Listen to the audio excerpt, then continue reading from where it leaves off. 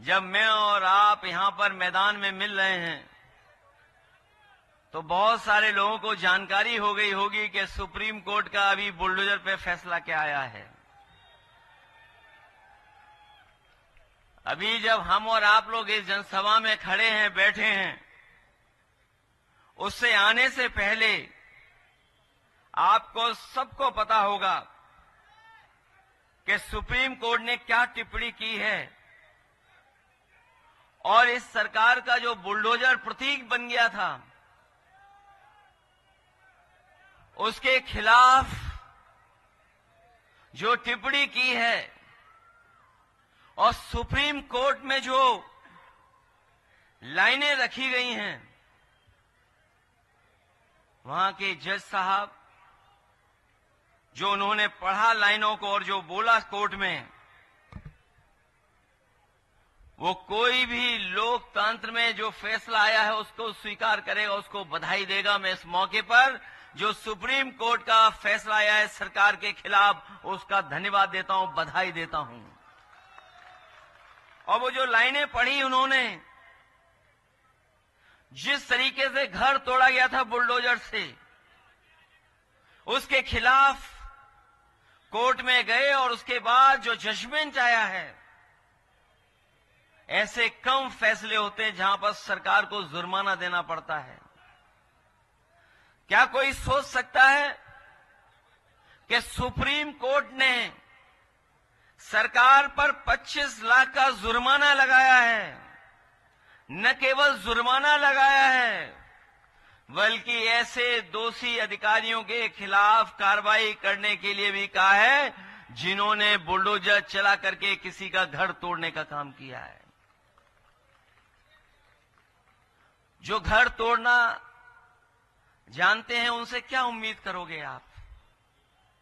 जो घर तोड़ने में सेकंड न लेते हो उनसे क्या उम्मीद करते हो?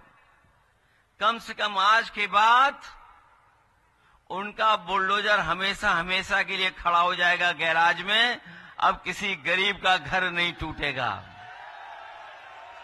और जो फैसला देते समय पढ़ा उन्होंने अपनी लाइनें, अपना घर हो, अपना आंगन हो। उन्होंने एक व्यक्ति के बारे में लिखा कि अगर जो व्यक्ति अपने जीवन भर में कोशिश करता है कि घर बना ले, उसके लिए जो लाइनें पढ़ी गई कोर्ट में, अपना घर हो, अपना आंगन हो, इस ख्वाब में हर कोई जीता है। इंसान के दिल को ये चाहत है कि एक घर का सपना कभी न छूटे। तो सोचिए, सुप्रीम कोर्ट ने कहा है। इससे ज्यादा सरकार के खिलाफ टिप्पणी और क्या हो सकती है? ये बात मैं इसलिए कह रहा हूं और ये लाइनें मैं इसलिए पढ़ रहा हूं, हमें पूरा भरोसा है न्यायालय पर। एक दिन हमारे आपके विधायक रिहा होकर के आपके बीच में आएंगे और जो पहले जिस तरीके से काम करते थे उसी तरीके से काम करेंगे। सोचिए कितनी तकलीफ और परेशानी का उन्हें सामना करना पड़ा।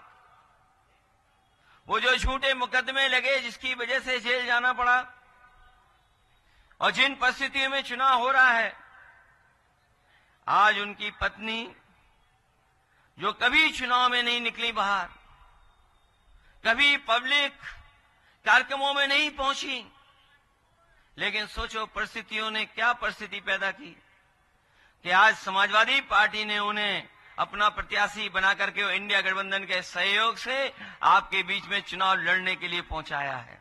न्यूज नेशन अब व्हाट्सएप पर खबरों की ताजा अपडेट के लिए न्यूज नेशन के इस QR कोड को स्कैन करें।